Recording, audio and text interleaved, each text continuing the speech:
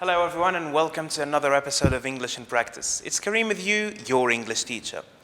Today we will look at words that are commonly used in English, but we will mainly focus on their other meanings. In other words, we will focus on the less common meanings of these common words. We will learn these meanings and we will have examples so that you can have a better understanding of these words and thus a better understanding of the language. Keep watching.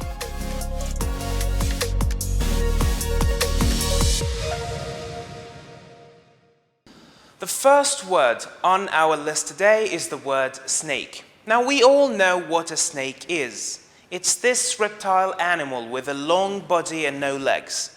However, the word snake can have different meanings in different contexts. Let's have examples. Example 1, the queue for the movie tickets snaked all the way around the building. Example 2, Jake is a snake in the grass. I wouldn't hire him. Now, in both examples, the word snake is expressing different meanings from the meaning we discussed at the beginning.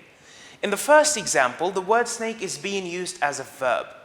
Now, to snake as a verb means to go or move along a route that has a lot of twists or bends, like a meandering line. So our example means that the people waiting for the tickets or to buy the tickets were standing in a line that was twisted or bent in many places. So if you look from above at the line, you can see that it was in a meandering shape, just like a snake. In the second example, Jake was described or referred to as a snake in the grass. Now the word snake is still used as a noun in this example. However, we have a totally different meaning here. When we use the word snake in such a context to express the meaning I'm about to explain, we usually use it with the phrase in the grass. Now, what does that mean? A snake in the grass is usually used to refer to a person who is deceitful, a person who can't be trusted. So when I say Jake is a snake in the grass, I simply mean Jake is a deceitful person, a treacherous person who can't be trusted. The second word on our list today is the word buffet.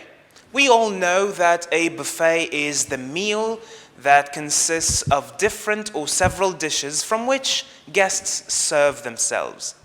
However, the word buffet can have different meanings in different contexts. So if I use it in different sentences, it can express different meanings and the pronunciation of the word is going to differ as well. Let's have examples. Example 1, the strong waves buffeted the boat. Example 2, many people are buffeted by similar problems.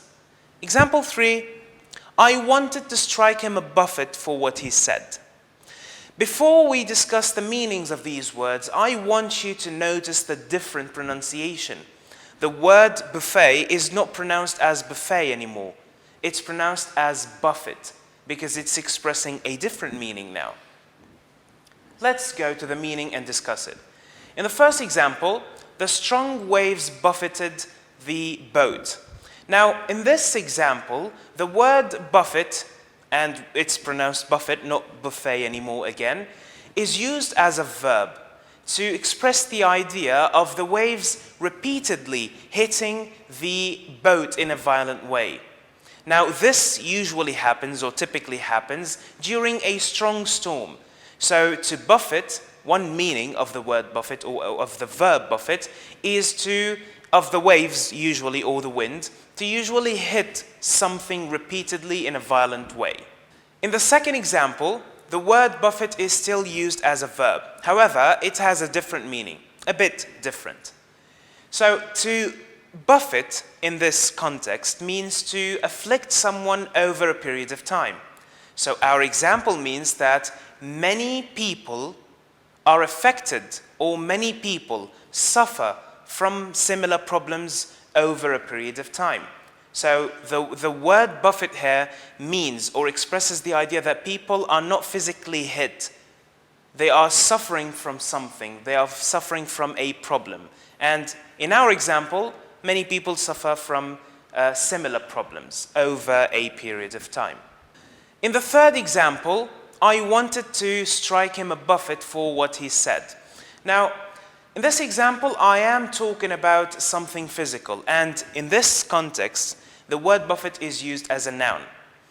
It simply means a punch or a blow. So my example means that I wanted to punch him for what he said. Let's say someone said something offensive or insulting to me, and for that, I wanted to punch that person. So instead of saying punch, I use the word buffet. However, not many people use that. It's not really commonly used. The word buffet is not commonly used to say punch or blow. We usually see this word in this context in novels, stories, etc. We don't really usually use it in spoken English. However, it's really useful to learn the other meanings, the less common meanings of such words. Word number 3 on our list is the word sport. Now, the word sport as a noun usually refers to a game, an activity, or a competition that requires physical effort and that has rules, like football, basketball, etc. However, the word sport can have or express different meanings in different contexts when used as a verb. Let's have examples. Example 1, Jack showed up sporting a thin but long mustache. Example 2, the sides of the car sported colorful drawings.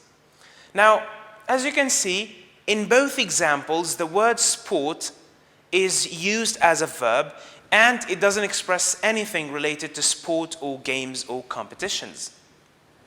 The word sport in both examples, or at least in the first example, is used to say that someone is wearing something distinctive and displaying this distinctive thing. And in the other example, it means that something is decorated with something else. In the first example, Jack showed up wearing a mustache, a thin but long mustache. Now, I'm talking about something that is distinctive, something that is very easy to notice and to see. So basically, Jack was displaying that mustache. That's why I use the verb sporting. So Jack was sporting that mustache means he was wearing that mustache, which was distinctive, so he was basically displaying the mustache. In the second example, it basically has the same meaning. The sides of the car displayed the colorful drawings and maybe symbols. Yes, it was decorated with them, but the car was basically displaying those distinctive colorful symbols. The last word on our list today is the word brand. Now, we usually or commonly use the word brand to refer to names of companies that make products like Intel, Gucci, MSI, etc. However, this word can express a different meaning, a totally different meaning when used as a verb. Example, the man was branded as a thief.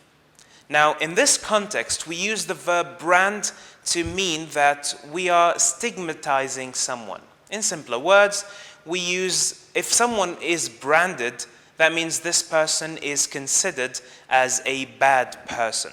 So our example means that the man was considered to be a thief, which is a bad thing, of course. Today, we looked at meanings of common words, but these meanings were less common than the meanings we already know. I hope you enjoyed the lesson. Thank you very much. Stay safe.